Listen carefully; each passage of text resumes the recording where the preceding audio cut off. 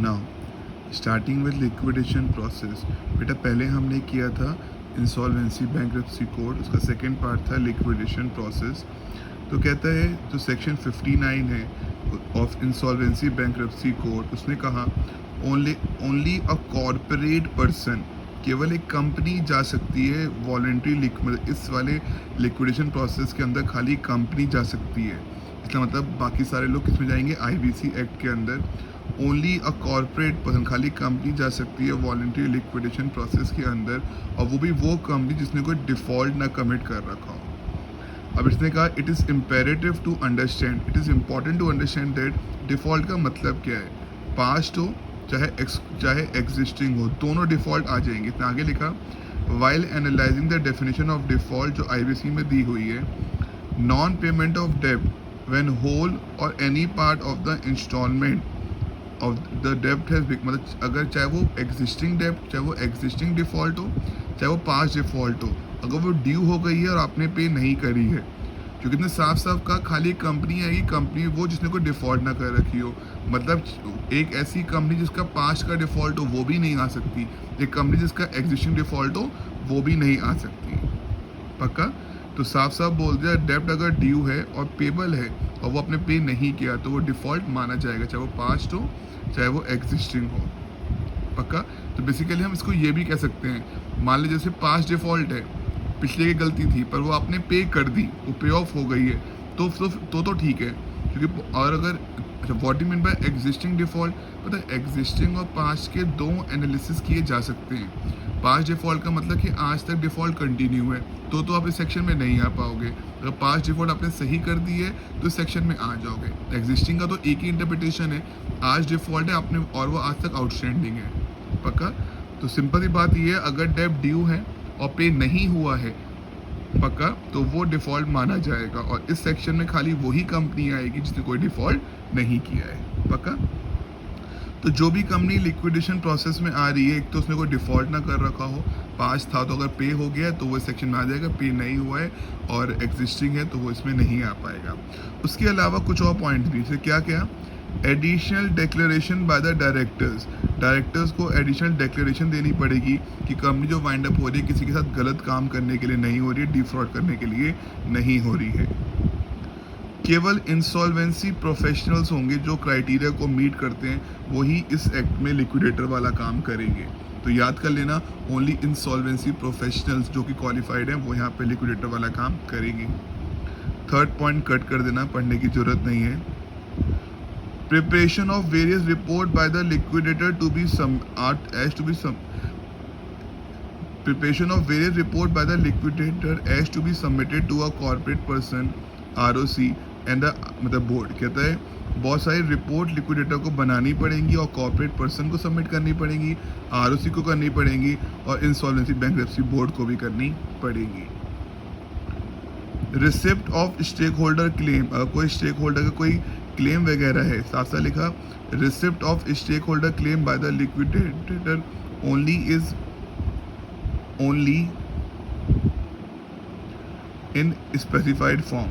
अगर कोई stake holders का कोई क्लेम है तो वो भी लिक्विडेटर, मतलब अच्छा what mean by stake holder, share holder नहीं, शेयर होल्डर भी आते हैं और कस्टमर क्रेडिटर वगैरह सब लोग आ गए, तो कोई उनका क्लेम वगैरह है तो वो भी हमें फाइल करना पड़ेगा।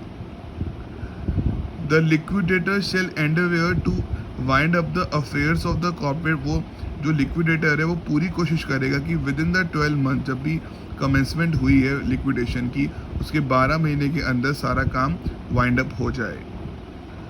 वेयर द और वाइंड ऐसा कब कब होगा कि उसको 12 महीने के अंदर वाइंड अप करना है। A, where the adjudicating authority before the expiry of the insolvency resolution process period और मैक्सिमम पीरियड अंडर सेक्शन 12 और the fast track process as the case may be does not receive a resolution plan. कहता है अगर adjudicating authority के पास, जिसके सामने पूरा resolution process वो टाइम पूरा ख़त्म हो गया, मतलब अगर तुम्हारे पास कोई प्लान नहीं आया, क्योंकि हमने IBBI में पढ़ लिया था कि वहाँ पे हम कंपनी को रन करने की कोशिश करें, कंपनी चल जाए, वाइंड अप ना हो, तो उसने कहा where the adjudicating authority before the expiry of the insolvency resolution process period, या जितना मैक्सिमम पीरियड था, या फास्ट ट्रैक वाला था, और एज द केस में भी अगर कोई रिजोल्यूशन प्लान नहीं आता या कोई बी पॉइंट में या कोई रिजोल्यूशन प्लान आता है और वो उसे कैंसिल कर देते हैं for the non compliance, then या उन्होंने ऑर्डर पास कर दिया है कि इस कंपनी को वाइंड अप कर दिया जाए, पब्लिक अनाउंसमेंट हो चुकी होगी और ये ऑर्डर को कॉर्पोरेट डायरेक्टर को भेज दो, तो इन दोनों केसेस में 12 महीने के अंदर अंदर सारे काम हो जाएंगे। आप एक लाइन को बस मतलब आपका स्ट्रेस करो, 6 पॉइंट में कहता है जो लिक्विडेटर है वो पूरी कोशिश करेगा कि 12 महीने के अंदर आपका सब कुछ ख़त्म हो जाए, पूरा वाइंड अप हो जाए। कब? एक पॉइंट जो एडजुडिकेटिंग अथॉरिटी है उनके पास कोई रिजोल्यूशन स्कीम ही नहीं पहुंची। सेकंड, या पहुंची मतलब अच्छा, रिजोल्यूशन स्कीम होती क्या है, हम कंपनी को रन करने की कोशिश करते हैं, मतलब पहले आपको IBBI बोर्ड के पास जाना पड़ेगा और फिर इस एक्ट में आना पड़ेगा। तो मान लो अगर तुम्हारा वहाँ से कोई स्कीम नहीं बनी या स्कीम कैंसिल हो गई, देन 12 महीने के अंदर लिक्विडेटर को सब कुछ कंप्लीट करना है। Second, where the resolution professional at any time during the insolvency process, but before confirmation of the resolution plan, intimate the adjudicating authority of the decision of the committee of the creditor। मतलब resolution professional जो भी resolution professional था, अगर उसने plan बनने से पहले creditors ने क्लेम कर दिया कि नहीं भैया लिक्विडेट करो, देन एडजुडिकेटिंग अथॉरिटी शेल पास अ लिक्विडेशन ऑर्डर। कहता है where the resolution professional at any time during the corporate resolution process but before confirmation of the plan, अगर resolution professional के पास एक मतलब अभी resolution plan बना नहीं है, उससे पहले अगर क्रेडिटर्स ने बोल दिया लिक्विडेट करो, तो एडजुडिकेटिंग अथॉरिटी को कंप्लाई करना ही पड़ेगा। जो पूरे केस को संभाल रहे हैं ना, उन्हें लिक्विडेट करना ही पड़ेगा। और कब तक करना है? 12 महीने। ये ऊपर 6 लाइन कॉमन लाइन है फर्स्ट सेकंड थर्ड के लिए कि आपको 12 महीने के अंदर सब कुछ कंप्लीट करना है, पक्का। Third, where the resolution plan approve by the adjudicating authority is contravene by the corporate debtor, जो स्कीम बनाई गई डेटर उसे कॉन्ट्रावीन कर रहा है, या कोई और इंसान हुज इंटरेस्ट आर प्रीजुडिशली अफेक्टेड, या फिर कोई और इंसान जिसको हार्म हो रहा है, वो एप्लीकेशन देगा एडजुडिकेटिंग अथॉरिटी को कि सर कंपनी को लिक्विडेट कर दो, तो वो लिक्विडेट कर देगी, पक्का।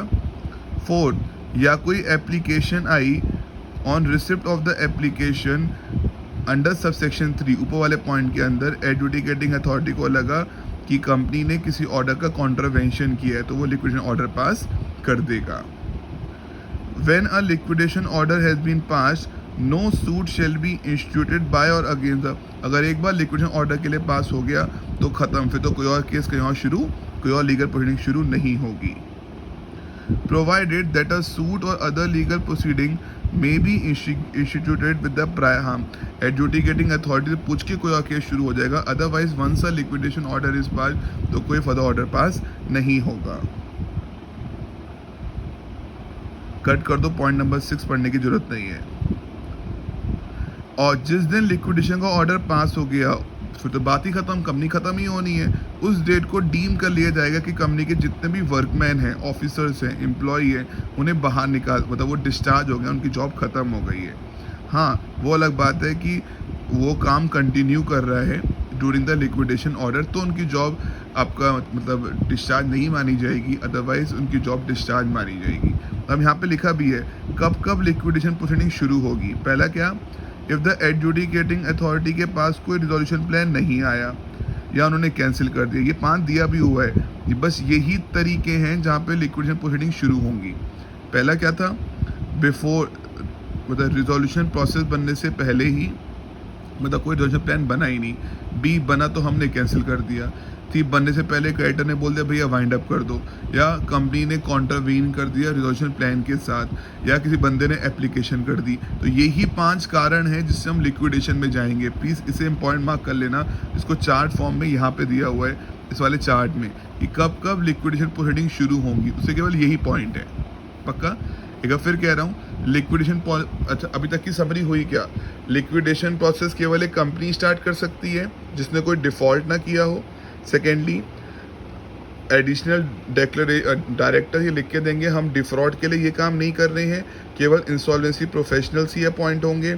और इसको रिपोर्ट बनाने, लिक्विडेटर को बहुत सारी रिपोर्ट तैयार करके आरओसी वगैरह को भेजनी होती है।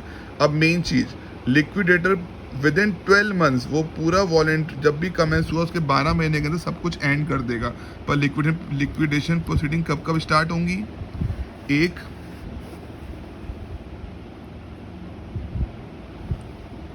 फर्स्ट, अगर when the adjudicating authority before the expiry, मतलब उनके पास कोई स्कीम ही नहीं आई, सेकंड आई तो उन्होंने कैंसिल कर दी, या फिर थर्ड वेयर द रिजोल्यूशन, जहाँ पे क्रेडिटर ने बोल दिया नहीं भैया वाइंड अप करो, या कंपनी ने रिजोल्यूशन स्कीम के साथ बोला कॉन्ट्रावीन कर दिया, किसी इंसान ने एप्लीकेशन कर दी, तो लिक्विडेटर के तो ही, मतलब यही 5 कारण है जब वो लिक्विडेशन प्रोसेस को इनिशिएट करेगा।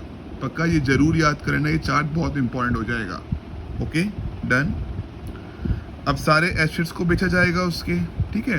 तो वर्ड क्या आ गया? Liquidation state. कहता है सेक्शन 36 में लिखा हुआ है कि लिक्विडेशन स्टेट एसेट्स कौन कौन से होंगे, इसमें कंप्राइजिंग द एसेट्स, कौन कौन से एसेट्स होंगे।